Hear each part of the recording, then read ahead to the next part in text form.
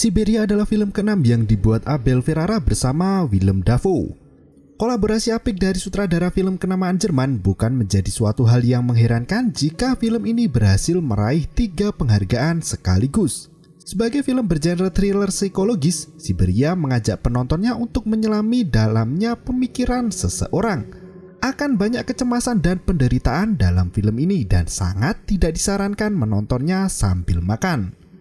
Oke, langsung saja berikut ceritanya. Film diawali dengan suara seorang pria bernama Clint. Ia menceritakan kisah hidupnya yang selalu ia ingat hingga tua. Clint memiliki kesan mendalam terhadap ayahnya dan saudara laki-lakinya, Michelle. Dirinya memutar kembali kenangan masa lalunya saat tinggal bersama ayahnya di sebuah desa terpencil. Clint mengingat bagaimana ayahnya sangat gila kerja namun masih sempat untuk mengajak dirinya dan Michelle memancing bersama. Selain itu, dia mengingat seorang pemburu tua yang ditemui bersama ayahnya di hutan. Clint juga menceritakan saat ia berusia 6 tahun, gigitan anjing husky melukai lututnya dan memaksanya untuk melawan rasa takutnya sendiri.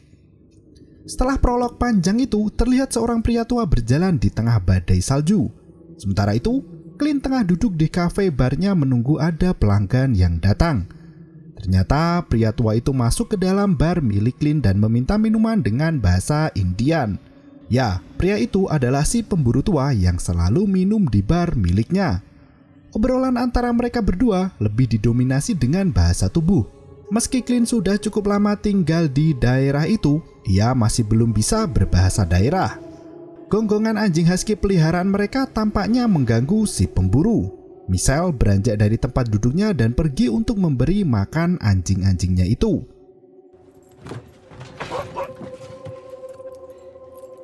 Sementara itu, seorang pelanggan yang lain tengah asik bermain kasino.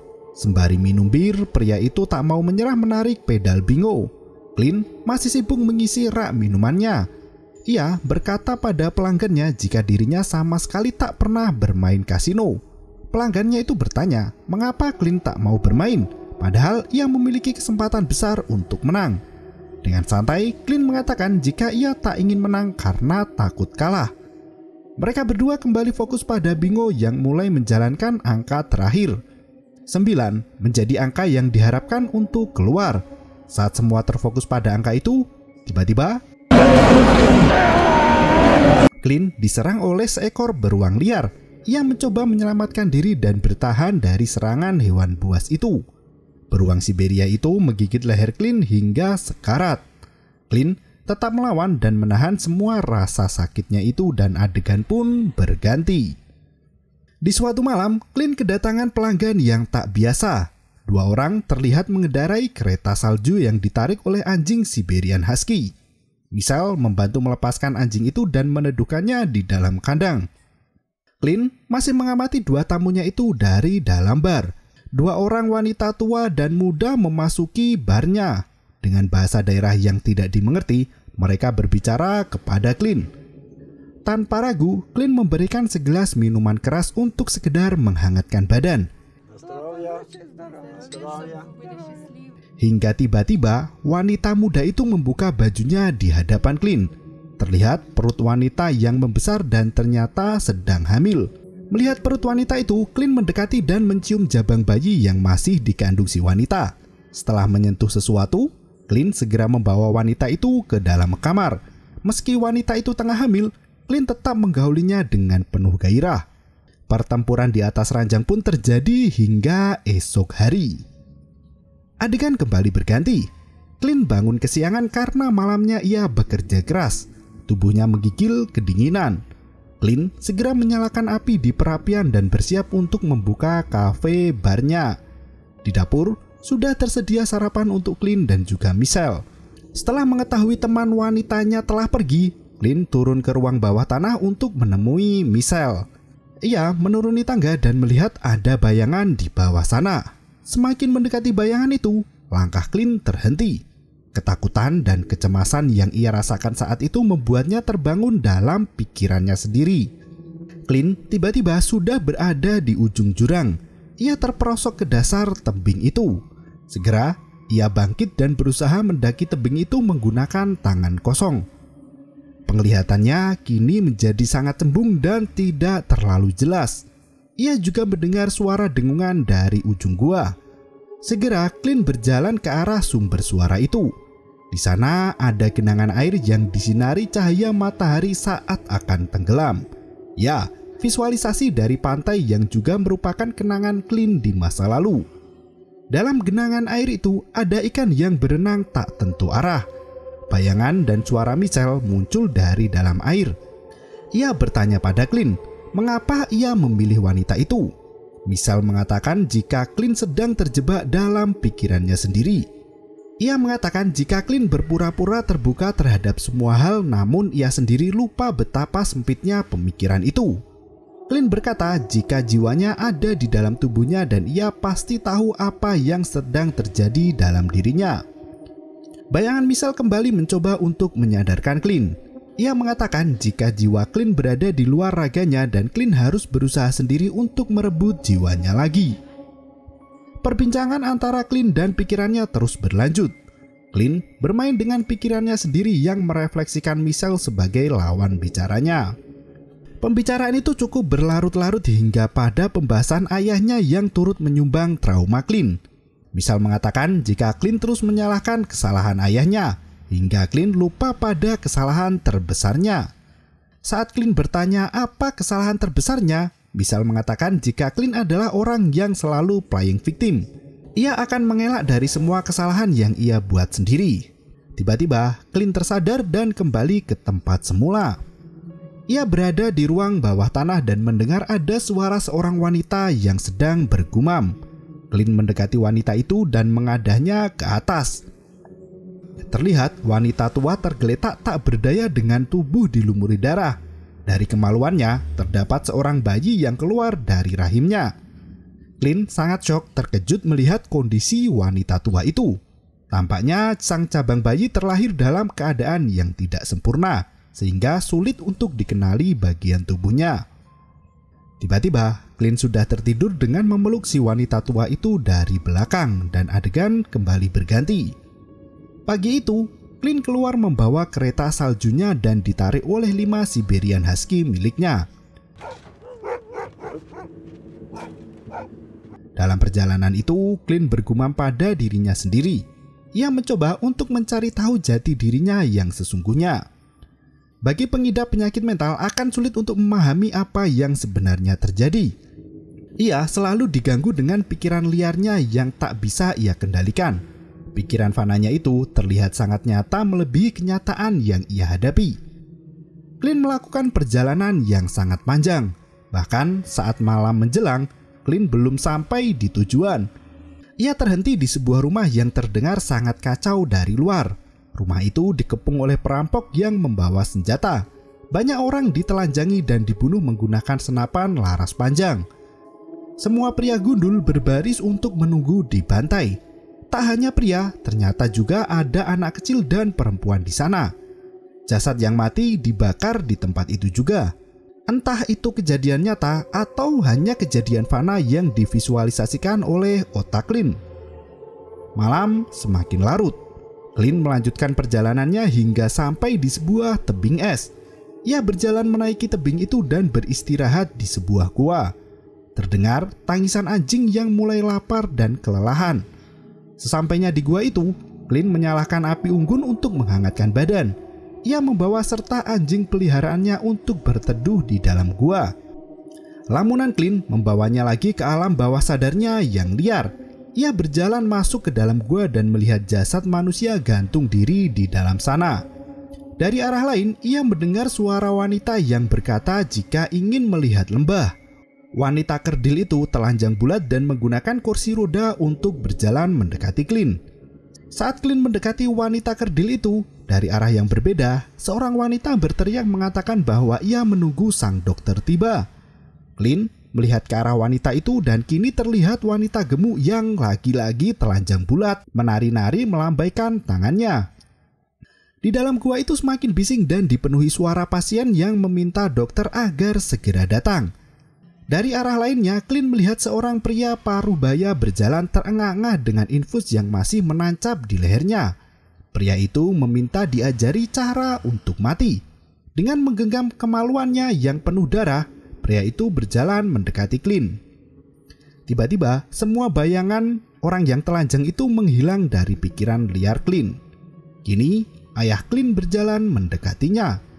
Dengan mengenakan baju dan celana serba putih, Clint memvisualisasikan kembali kebiasaan ayahnya itu. Dengan brewok yang masih dipenuhi sabun cukur, ayah mengajak Clint untuk memancing. Clint berkata jika dokter psikiaternya berkata bahwa ayahnya telah lama mati. Ayah Clint terus mengoceh dan mengatakan hal yang biasa ia katakan pada Clint saat masih kecil. Ayah bertanya kelas berapa sekarang? Dan dia melanjutkan lagi ceritanya tentang masa kecil Clint. Dengan mata berkaca-kaca, Clint mendengarkan cerita lama ayahnya itu.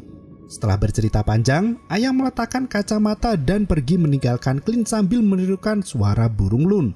Suara itu adalah suara yang sering didengar Clint saat memancing bersama ayahnya. Clint mengenakan kacamata ayahnya dan berjalan ke dalam gua. Ia melihat buku anak-anak dan mainan di atas meja. Clint merebahkan tubuhnya dan memeluk seorang anak kecil.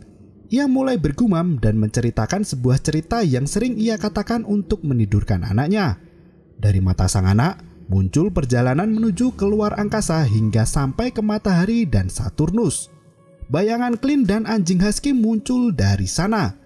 Tiba-tiba, Clint sudah berada di gurun pasir bersama kelima anjing husky-nya itu.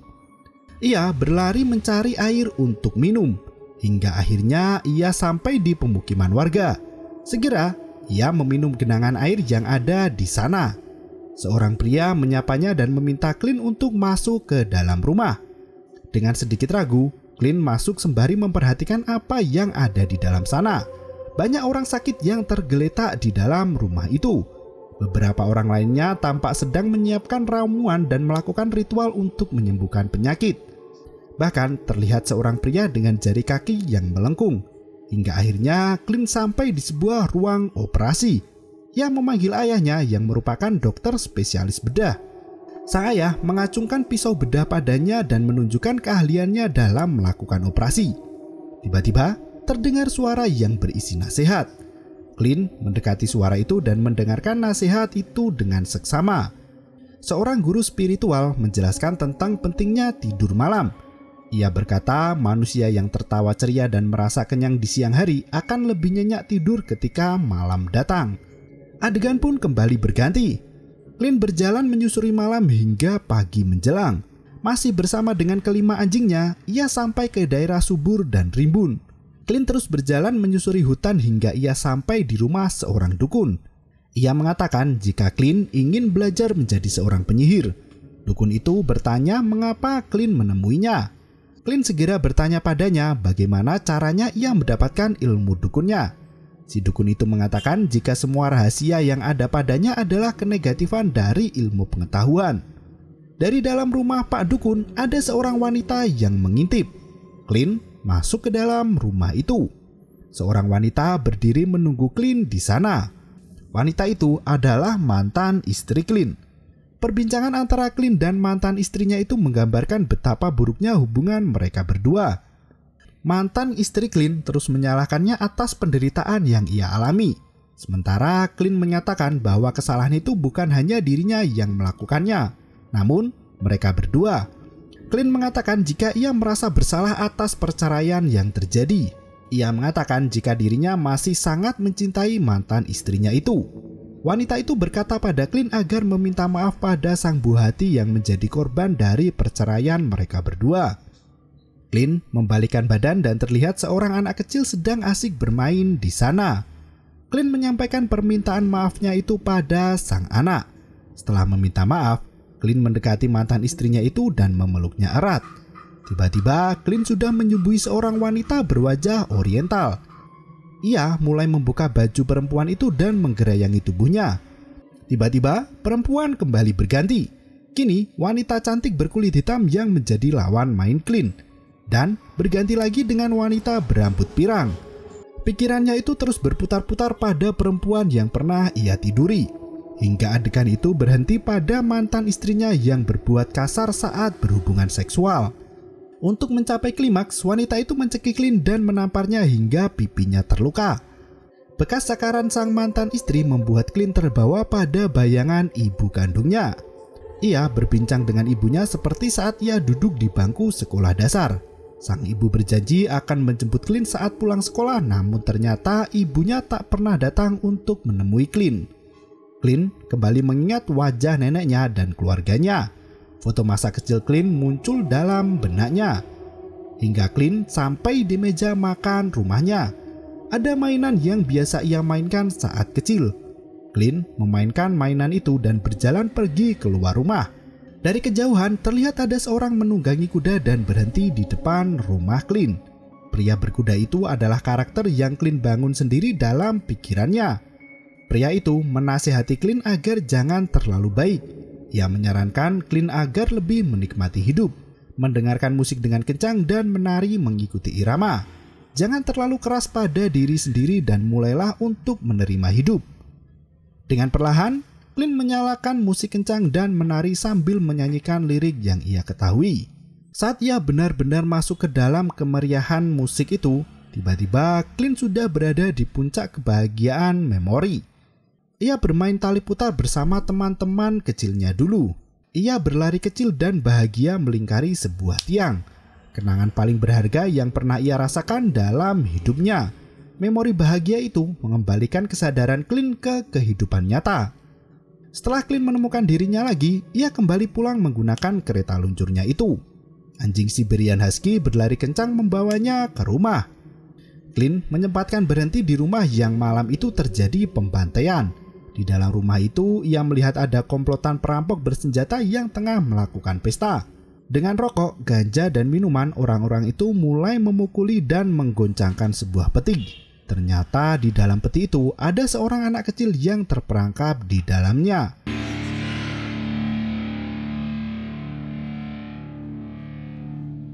Melihat hal itu, Clint melepaskan kacamata si anak dan mengenakannya. Seketika, ruangan itu kosong. Tak ada siapapun di sana. Ya, anak kecil itu adalah ingatan Clint saat masih kecil, ketika ia dimasukkan ke dalam peti dan dibuli sedemikian parah. Clint melanjutkan perjalanannya menuju ke kafe bar miliknya. Ia menganga saat melihat rumahnya terbakar tak bersisa. Tanpa sepatah kata pun, ia mengais sisa-sisa reruntuhan rumahnya itu di tengah badai salju. Dengan perasaan hampa dan tak tahu harus berbuat apa, Clint duduk sendiri di reruntuhan. Ia kemudian membuat api unggun dari kayu rumahnya yang telah hangus. Clint menghangatkan diri di dekat api unggun hingga tertidur. Dari kejauhan terlihat seorang pemburu tua berjalan mendekatinya. Ia membawa beberapa ekor ikan yang sangat besar dan dibagikannya pada anjing Clint. Segera Clint mengambil ikan dan membersihkannya. Ia memanggang ikan itu di api unggun yang sudah ia buat. Mereka berdua menikmati makan ikan bakar hingga tak terasa hari semakin gelap. Setelah memberi makan anjingnya tulang sisa, Clint bergegas untuk tidur di bawah langit. Ia bersama sang pemburu tua itu pun menempatkan diri dan tidur dengan lelap. Saat esok tiba, Clint sudah sendirian di sana. Ia melihat seekor ikan yang disisakan untuknya. Meski tanpa air, ikan itu mampu hidup semalaman di tengah hujan badai. Clint menatap langit dan mulai menyingkirkan mendung. Dan film pun berakhir. Ya, film ini sebenarnya menceritakan kejadian traumatis yang dialami oleh Clint. Penonton dibawa untuk merasakan pikiran liar dari Clint, di mana ia memutar kembali setiap kenangan pahit manis yang pernah ia lalui. Ayahnya yang bekerja sebagai dokter relawan harus terus-menerus mengembara ke negara miskin yang membutuhkan bantuan. Hal itu membuat Clint terlihat seperti pengembara. Selain itu, perceraian orang tua Clint ternyata menjadi alasan mengapa ia akhirnya juga bercerai dari mantan istrinya. Sebagai pengidap gangguan mental, perasaan cemas, bimbang, dan tak tentu arah mendominasi sebagian besar film ini. Pesan dari dokter psikiaternya pun tak hilang dari pikirannya sendiri. Pada akhirnya, Clint mengembara sendirian hanya untuk bertahan hidup. Di masa tuanya, ia kehilangan semua orang terkasih. Hanya ada kenangan yang bisa ia putar dalam pemikirannya sendiri. Ya, film ini sedikit mirip dengan Kucumbu Tubuh Indahku dan juga Possum. Terima kasih dan sampai jumpa.